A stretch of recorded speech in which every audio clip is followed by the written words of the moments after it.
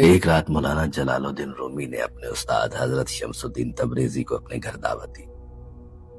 मुर्शद शम्स तशरीफ लाए।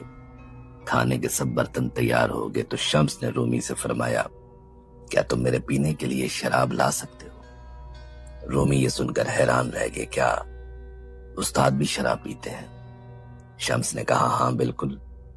रूमी ने अर्ज किया, मुझे माफ कीजिए, मुझे इसका इल्म नहीं था। शम्स ने फरमाया, आप जान गए हो लिहाजा शराब ला दो। रूमी बोले, इस वक्त रात के कहां से लाऊं? शम्स ने कहा, अपने किसी खादम को भेज दो। रूमी ने कहा, मेरे नौकरों के सामने मेरी इज्जत खत्म हो जाएगी। शम्स ने कहा, फिर खुद ही जाओ लेकर आओ।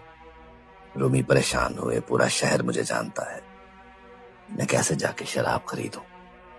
शम्स ने फरमाया, अगर तुम वाकई मेरे शागिर्द हो तो वही करो जो मैं कहता हूं, वरना आज न मैं खाऊंगा, न बात करूंगा, न सो सकूंगा। उस्ताद की मोहब्बत और आताद में रूमी ने चादर उड़ी, बोतल छुपाई और मोहल्ले की तरफ चल दिए। जब तक वो रास्ते में थे किसी को शक न हुआ, लेकिन जैसे ही वो उस मोहल्ले में दाखिल हुए लोग हैरान हुए और उनके पीछे पीछे चलने लगे। सबने देखा कि रूमी शराब खाने में गए और बोतल खरीद कर चादर के नीचे छुपा ली। फिर वो निकले तो लोग और भी ज्यादा हो गए और उनके पीछे पीछे मस्जिद तक पहुंच गए। मस्जिद के दरवाजे पर एक शख्स ने शोर मचा दिया, ए लोगो, तुम्हारा इमाम शेख जलालुद्दीन रूमी अभी इस मोहल्ले से शराब खरीद कर आ रहा है। ये कहकर उसने रूमी की चादर हटा दी और बोतल सबके सामने आ गई।